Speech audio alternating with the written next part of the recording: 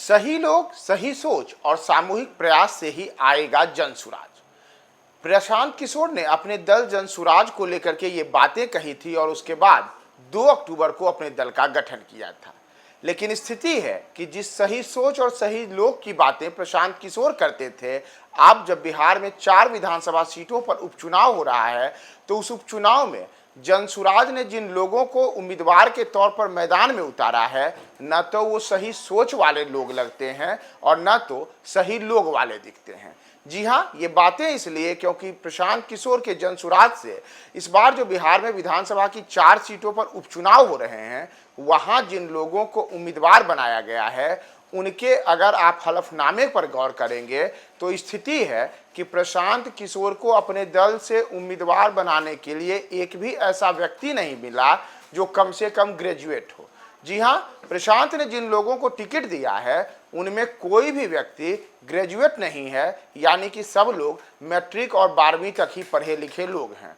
तो बड़ी मुश्किल से हजारों लोगों के बीच से जिन लोगों का चयन प्रशांत किशोर ने किया है, वे ठीक ठाक पढ़े लिखे भी नहीं हैं। लेकिन मामला केवल यहीं तक खत्म नहीं होता है। तब तो अब आप और ज़्यादा हैरान हो जाएंगे जब आपको यह पता चलेगा कि प्रशांत किशोर ने जिन लोगों को उम्मीदवार बनाया है उन पर हत्या जैसे मामले हैं, उन पर धोखाधड़ी का मामला है, उन पर अपराध के और भी कई गंभीर जो आरोप हैं वो सब लगे हुए हैं। और बाकायदा खुद इस तमाम चीज़ों का विवरण पीके के उम्मीदवारों ने अपने हलफनामों में दिया है और बताया है कि कौन कौन से अपराध की धाराएं हमारे ऊपर लगी हुई हैं। तो हम भी आपको सिलसिलेवार तरीके से प्रत्येक जो पीके के उम्मीदवार हैं उनका रिकॉर्ड खंगाल कर बताते हैं कि ये कितने पढ़े लिखे हैं और किस प्रकार के अपराध की संलिप्तताओं के आरोप इनके ऊपर हैं। तो शुरू करते हैं बेलागंज से। दरअसल बेलागंज विधानसभा क्षेत्र से जनसुराज के प्रत्याशी मोहम्मद अमजद हैं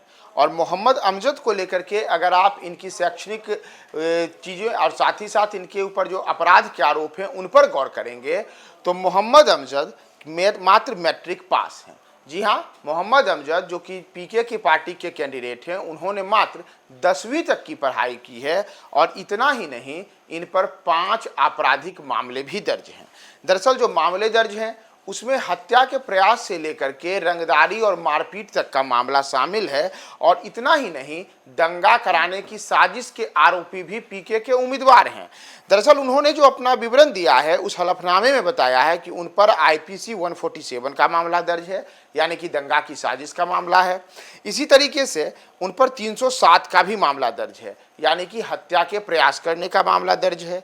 खतरनाक हथियारों से स्वेच्छा से चोट पहुंचाने जैसे मामले दर्ज हैं। इन्होंने दूसरे लोगों को चोट पहुंचाने के संबंधित जो आरोप हैं उन्होंने लेकर के भी इनके ऊपर आरोप दर्ज हैं और कई अन्य किस्म के आरोप भी हैं जिसमें आपराधिक धमकी से जुड़ा हुआ भी मामला है। लेकिन यह मामला केवल बेलागंज के एकमात्र जनसुराज के प्रत्याशी तक सीमित नहीं है, बल्कि बेलागंज के बाद अगर हम बात करें इमामगंज के प्रत्याशी जितेंद्र पासवान की, जिन्हें प्रशांत किशोर डॉक्टर जितेंद्र पासवान के तौर पर पेश करते हैं, अगर आप उनका रिकॉर्ड देखिएगा तो केवल inter pass Jitendra Paswan doctor Jitendra Paswan हो गए। ये भी हैरान करने वाला मामला है। दरअसल जितेंद्र पासवान ने मात्र इंटर तक की पढ़ाई की है और इंटर तक की पढ़ाई करने वाले जितेंद्र पासवान को प्रशांत किशोर की पार्टी ने जिस तरीके से पेश किया है उसमें बताया गया है कि ये शिशु रोग विशेषज्ञ हैं, ये डॉक्टर जितेंद्र पासवान हैं। लेकिन जब इनका आप रिकॉर्ड खंगालिएगा तो पता चलेगा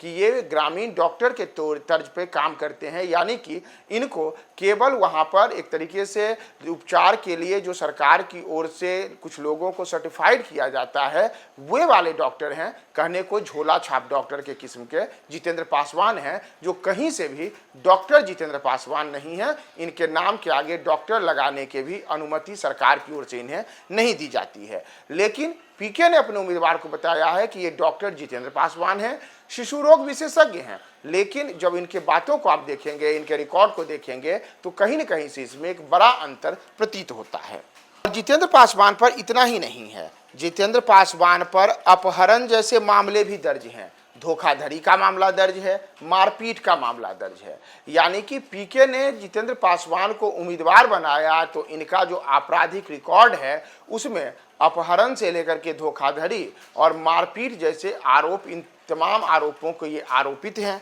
और इसी तरीके से इनके ऊपर एक यह भी मामला है कि इन पर चोरी के लिए सजा वाला भी मामला है, यानी कि 397 जो आईपीसी की धारा है उसके तहत भी मामला दर्ज है। इतना ही नहीं, 420 का भी केस है, यानी कि धोखाधड़ी का भी केस है। तो जितेंद्र पासवान के नाम के साथ जहां डॉक्टर लगना भी अपने आप में हास्यास्पद है, उसी तरीके से इनके ऊपर कई गंभीर आरोप भी हैं जो अपराध की विभिन्न धाराओं के साथ जुड़े हुए हैं। और अगर इनके बाद हम बात करें रामगढ़ विधानसभा क्षेत्र से, जहां से जनसुराज ने सुशील कुमार सिंह को उम्मीदवार बनाया है, तो इनका भी रिकॉर्ड कुछ वैसा ही है। सुशील कुमार सिंह भी वह शख्स हैं जिन्होंने बताया है कि उनके ऊपर भी हत्या के प्रयास से जुड़ा हुआ मामला दर्ज है, और बाकायदा उन्होंने खुद ही इन बातों का बताया है, जिसमें उन्होंने कहा है कि उनकी पढ़ाई लिखाई मात्र इंटरमीडिएट तक की हुई है और जो आपराधिक रिकॉर्ड है उनकी पढ़ाई से कहीं ज़्यादा है, और यह आपराधिक रिकॉर्ड है कि उन पर हत्या की कोशिश जैसे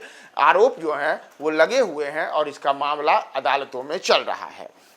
इसी तरीके से अगर बात करेंगे तरारी विधानसभा क्षेत्र में, जहां से प्रशांत किशोर की पार्टी जनसुराज ने किरण देवी को उम्मीदवार बनाया है, तो ये किरण सिंह जो राजपूत बिरादरी से आते हैं, इन किरण सिंह चारों उम्मीदवारों में आप कह सकते हैं कि सबसे साफ सुथरी उम्मीदवार हैं, क्योंकि इनके ऊपर कोई आपराधिक मामला तो दर्ज नहीं है। लेकिन प्रशांत किशोर ने बड़ी मुश्किल से तरारी में जिस शख्स को उम्मीदवार बनाया, यानी कि किरण सिंह को, तो ये किरण सिंह पढ़ाई लिखाई के मामले में बड़ी मुश्किल से इंटरमीडिएट पास हैं। तो अब